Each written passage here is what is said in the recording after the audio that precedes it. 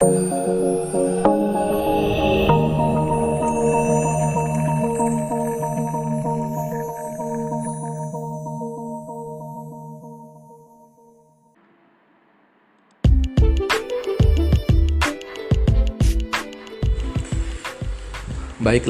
para bakti lovers dimanapun Anda berada, kita lanjutkan bahasan kita. Jadi setelah mengidentifikasi segmen pasar yang potensial dan melakukan pemilihan targeting satu atau beberapa segmentasi tadi untuk dijadikan pasar sasaran, maka kegiatan berikutnya adalah pemasar harus menentukan posisi yang ingin diwujudkan atau positioning. Jadi pada intinya positioning adalah pemosisian kita, pemosisian citra merek ataupun brand ataupun produk ataupun perusahaan ataupun orang di benak konsumen, dalam pikiran konsumen. Kita patut menyadari bahwa konsumen setiap saat dihadapkan pada banyak informasi yang masuk di kepala konsumen tentang pilihan merek, tentang banyak produk, perusahaan, ataupun layanan dari banyak pesaing-pesaing kita yang masuk ke dalam pikiran dari konsumen atau pasar. Padahal tidak semua konsumen berkesempatan untuk mengevaluasi ulang produk setiap akan memutuskan pembeli. Jadi tidak semua konsumen mempunyai kesempatan untuk mengevaluasi produk saat akan membeli barang. Oleh karena itu, maka di dalam benak konsumen untuk setiap produk atau merek akan dikelompokkan dalam sejumlah kategori agar konsumen dapat lebih mudah dalam mengambil keputusan saat akan melakukan pembelian. Nah, positioning ini merupakan strategi untuk merebut posisi yang tepat di benak konsumen.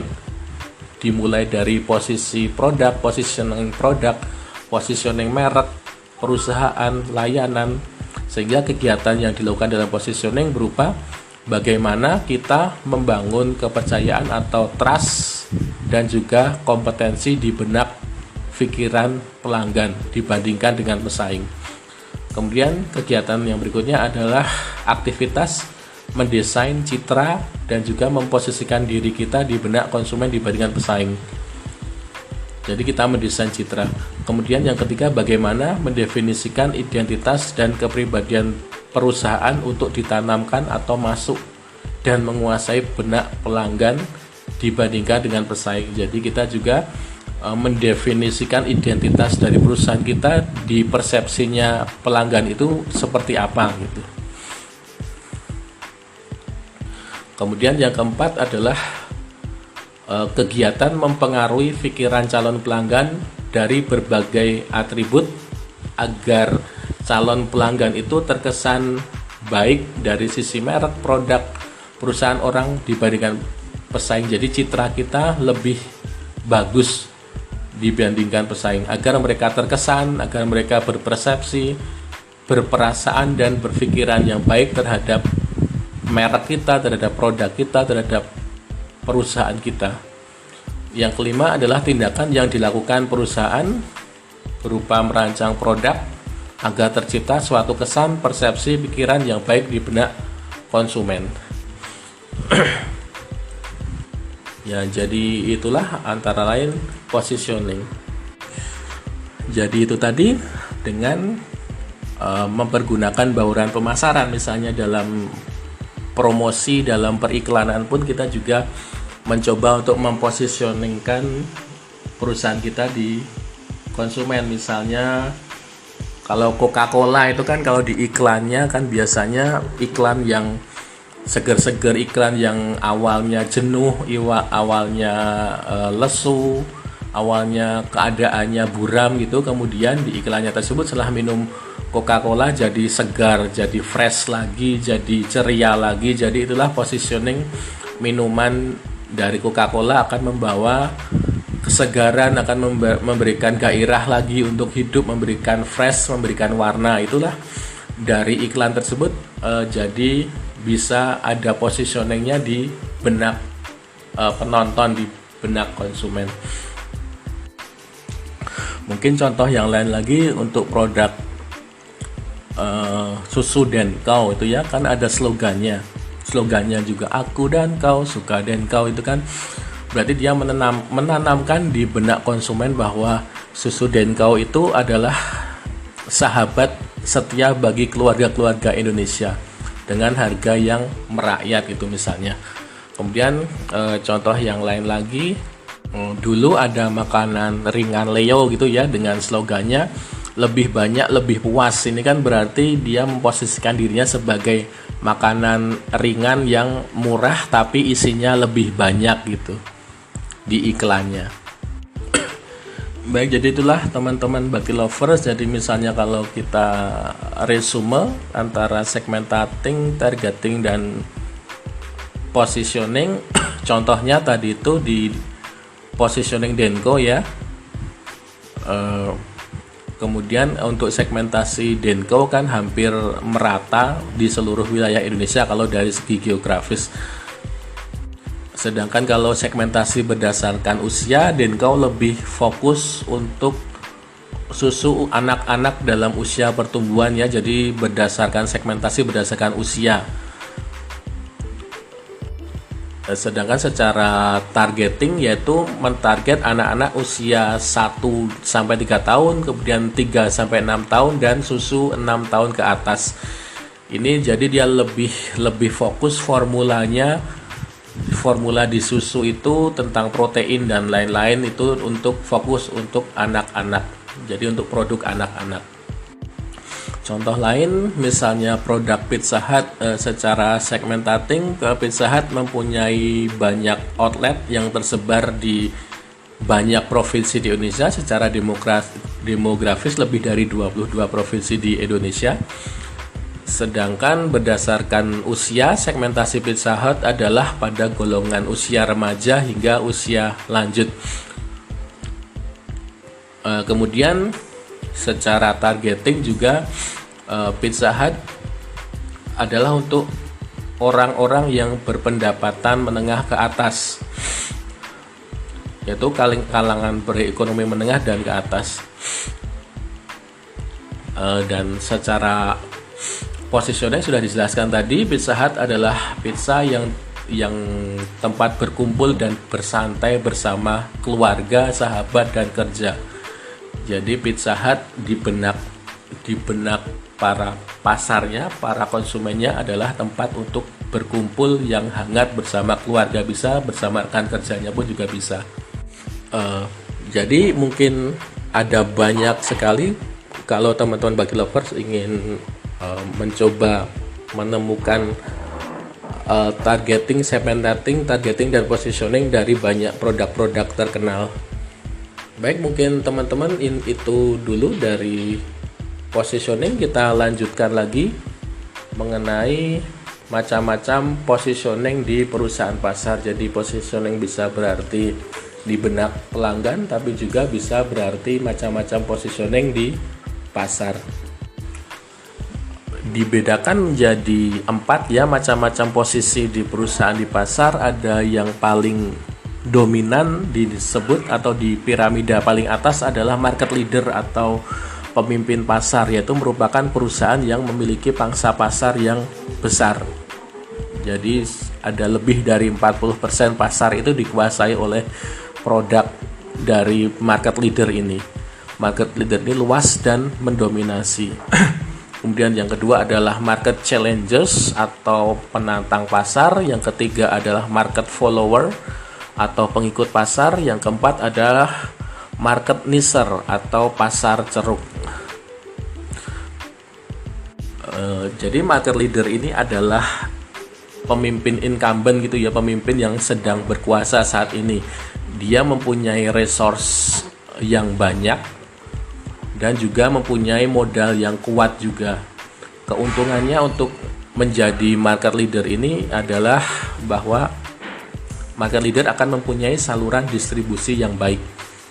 Karena kadang ada distributor yang hanya mau mendistribusikan produk dari market leader. Kenapa? Karena produk dari market leader adalah produk yang laku di pasaran, sedangkan produk dari perusahaan-perusahaan lain yang bukan market leader kadang tidak laku gitu. Jadi distributor kadang hanya mau untuk menjualkan produk-produk dari market leader. Ya, jadi karena ada, kemudian yang kedua, pemasok juga. Kadang ada pemasok yang hanya mau bermitra dengan market leader saja.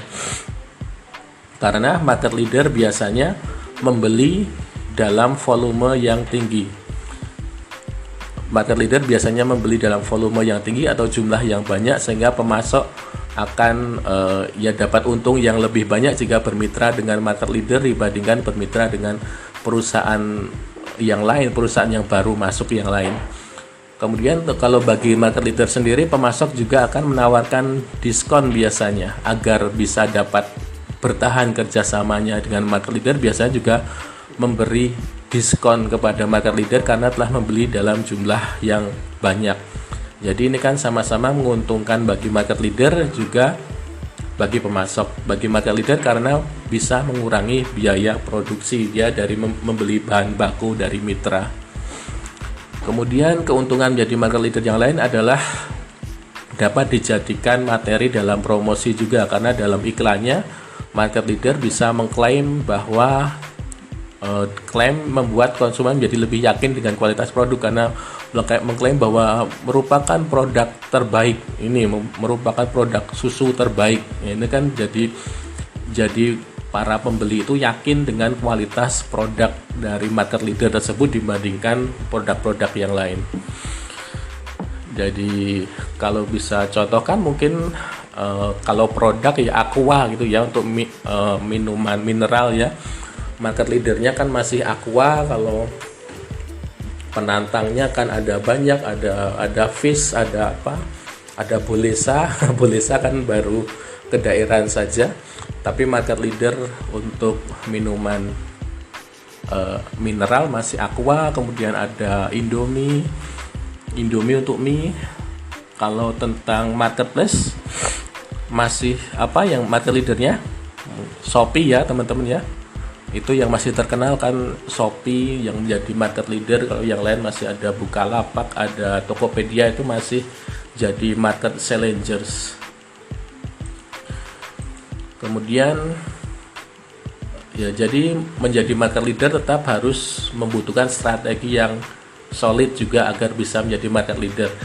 Antara lain adalah dengan menciptakan produk yang inovatif, yaitu produk yang menawarkan inovasi baru kepada konsumennya, baik dari segi jenisnya, proses produksinya, maupun inovasi strategi pemasarannya. Jadi meskipun sudah menjadi market leader bukan berarti akan selalu di atas terus, tapi tetap harus menjaga inovasi baru agar tetap terjaga menjadi market leader. Ya, seperti pepatah, roda itu berputar ya, kadang di atas tapi bisa juga langsung turun ke bawah. Kemudian strategi yang kedua adalah untuk menjadi solusi terbaik bagi konsumen. Jadi meskipun jadi market leader tetap harus cari tahu apa permasalahan konsumen, kemudian dikembangkan produknya dan tetap memenuhi kepuasan pelanggan. Jadi tetap menjadi solusi yang terbaik bagi konsumen. Yang ketiga, memperhatikan pemasaran produk, tetap menguasai pangsa pasar, usahakan produk-produk tersebut dapat dipasarkan bahkan mencapai ke daerah-daerah agar pangsa pasarnya lebih tetap kuat, tetap terjaga. Kemudian terus meningkatkan kualitas dan memberikan tambahan nilai produk agar konsumen tidak bosan. Jadi itulah tadi posisi sebagai market leader. Kemudian yang kedua adalah posisi sebagai market challengers atau penantang pasar. Ini merupakan perusahaan yang posisinya tergolong kuat di pasar, yaitu pangsa pasarnya lebih dari 30%, tetapi masih di bawah market leader atau tidak dominan. Penantang pasar ini menggunakan strategi agresif untuk mendapatkan atau memperluas pangsa pasar yang lebih besar. Bahkan perusahaan penantang ini sering menyerang secara langsung dengan market leader dengan mencari kelemahan-kelemahan dari market leader. Jadi saling beradu agar produknya mendapatkan pangsa pasar yang lebih bagus gitu ya. Jadi selalu ada adu antara market leader dengan market challenger. Kemudian ada strategi dari penantang pasar atau market challengers tadi, ada secara frontal attack, ada flank attack, encirclement attack, bypass attack, dan guerrilla attack.